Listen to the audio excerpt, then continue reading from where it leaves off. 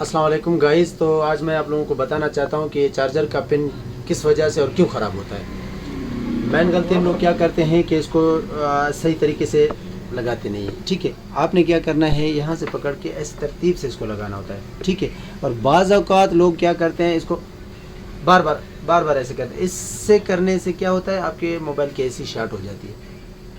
समझ गए भैया? अच्छा, तो ये है, इसी से आज जो है ना आपके मोबाइल की एसी को भी ख़तरा है, चाहे छोटा हो चाहे बड़ा हो।